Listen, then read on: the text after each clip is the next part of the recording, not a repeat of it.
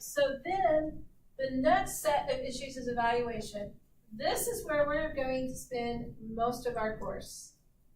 Now you can go to the other issues if you want in your paper, but I am always going to bring you back to evaluation because evaluation helps you to analyze. Even your textbook says superheroes in philosophy, right? So one of the ways that you evaluate something is through a philosophical construct. Ideas or actions that are considered wise. Ethical. Is it morally appropriate to do what somebody wants to do? Is it morally appropriate to transplant somebody's face onto another human being? Is it morally appropriate to transfer the human consciousness into an AI? Is it morally appropriate to let sex offenders live next to a grade school? Is it morally appropriate to let martial law take effect and do away with the army? Aesthetic. This deals more with the arts. Is it good or is it bad? Does it hold your attention or are you going, right? So aesthetic is very difficult to pin down as good or bad. Aesthetic is a very difficult argument to succeed at. You need to be skilled with your words. You have to choose your words wisely. These three right here, especially the philosophical and the ethical, we are constantly going to discuss these this semester. So as you're reading your stories, look for philosophical, look for ethical. Because I am always going to ground you back to, is it wise? Is it morally appropriate? Because most of our rhetoric in our society hinges on these three things right here. Almost everything in our society always comes back to these three things. We want to believe that people are going to be wise. We want to believe that people are going to be morally good. And we want to believe in goodness.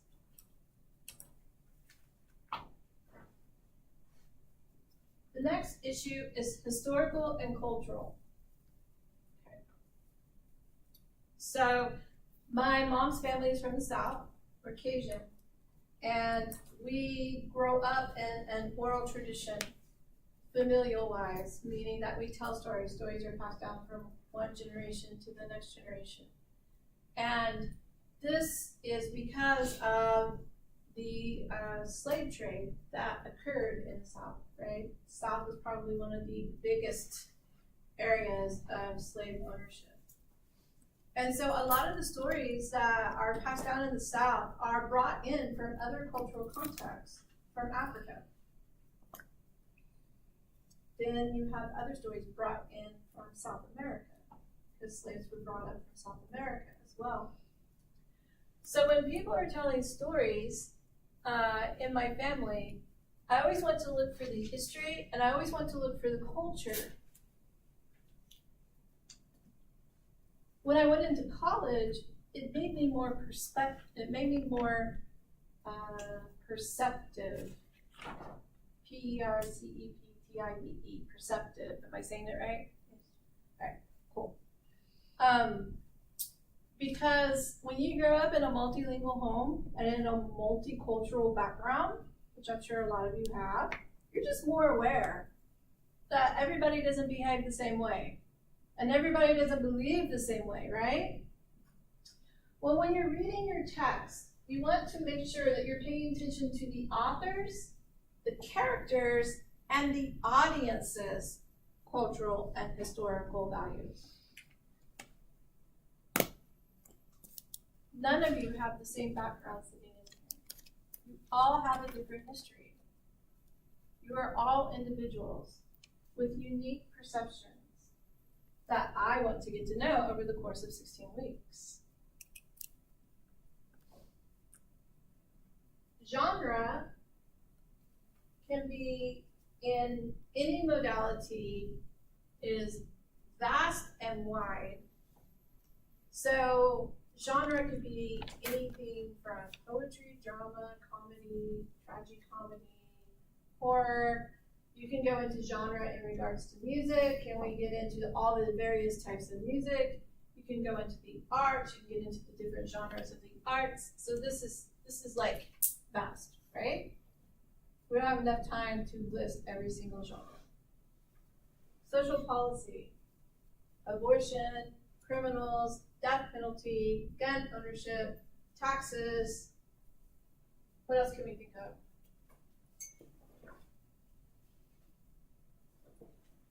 What about medical practices?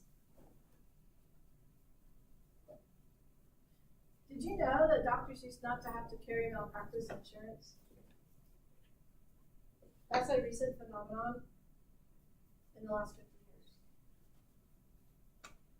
What do you think happened social policy-wise that changed that?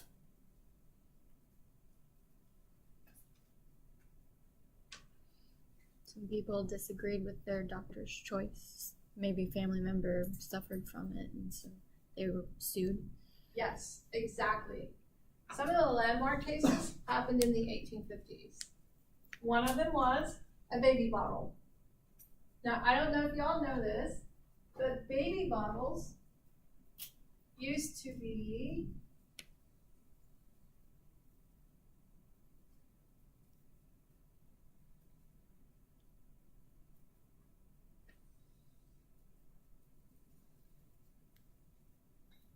okay, so this is like a horn.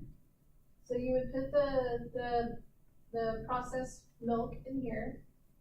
This is a tube, and this is where the baby could receive the milk out of the tube. What happened is the way that these bottles were made allowed for the buildup of bacteria in the object, and babies died. Nobody knew why the babies were dying. People were suing the doctors who were treating the babies. This is where some of the malpractice started. The other one are in the factory. What do you think happens in factory situations that might cause a lot of people to sue? Poor working conditions. Yes. One of them was a fire in, I believe it was a sewing factory. They had actually locked the doors and the windows and removed the fire escape ladders so nobody could leave. They had to work their entire shift. There's this huge fire, hundreds of people died. People sued. Well, these big landmark cases start adding up. You get into the 1950s and all of a sudden medical science really takes off in regards of expanding our lifespans, right? Well, what happens if somebody's life ends like that when everybody else's life is expanding immensely? People get mad or happy? They get mad. And then when they start thinking, I don't think you paid, right? What were you gonna say? Why? Yeah, why? Why did it happen to them? What happened? Why me? I'll make that doctor pay, literally. Okay? So social policy is huge. Cause and effect. Oh, and a really good one about this one is The Jungle. It's this famous text about factory work. It's really good. If you have not read it, I recommend reading it. And I don't recommend a lot of old canonical texts, but that's one worth reading. And then issues of cause and effect. Something happened, so this is going to happen. Any questions about the issues that you need to identify when looking at an argument for literature? Okay. Now, when you're arguing about literature, you want to make a claim with your argument. So you want to have a thesis statement and you want to support it with subclaims and evidence. And your main purpose when you're arguing about literature is to persuade another person towards your viewpoint. And in order to persuade people, you need to consider your audience. Who's your audience here at school? Me and peers, exactly. So when you're writing, you want to keep that in mind. Now, when you're thinking about your audience, you want to know that there are going to be those readers who are automatically going to disagree with you, no matter what you say. Okay? Just know that. There are going to be those hasty, superficial readers who are just going to skim through your stuff. They're not really going to read everything. Then there are going to be those readers that are puzzled. They're like, what the heck does this mean? Right? If you're going to be like me, one time during my undergrad where I threw my book across the room, the only time I've ever thrown a book in my entire life, it was Paul Thoreau, the Real Way Bizarre. He's a pretty risque writer. Read about things I'd never even heard of in my life. Went to my professor, why do I have to read this? Well, if I assigned you everything that you like, you're never going to learn new things, are you? Oh my God, you're right. Why'd you have to be right? So about every 10-15 minutes, I'm not reading it. I gotta read it. 10-15 minutes, I'm not reading it, I can't read it. It took me forever to get through that book. I did not like that book. You'll never have to read that book in my class. Ever. And you're also going to have a conversation with your undivided self. So that's your audience. You want to make sure that you gather and present your evidence well and make sure that your reasoning is clear. Why compare Deadpool and Wolverine, Captain America, and Hulk? What is the purpose in that? Anybody know?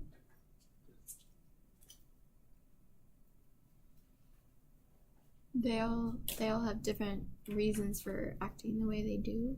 Yeah, and it all comes from one common thing. Not just Stan Lee. Stan Lee made the storyline of this serum, the super soldier serum. Every single one of them were injected with the super soldier serum. Captain America got the best serum, right? And he ended up really buff and woo! Hulk ended up with a corrupted serum. You see what happened to him.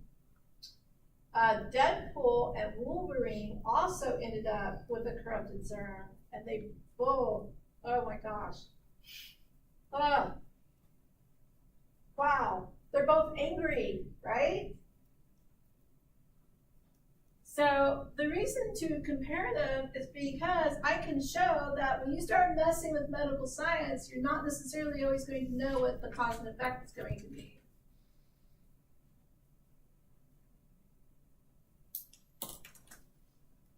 Do you remember Dolly the Lamb?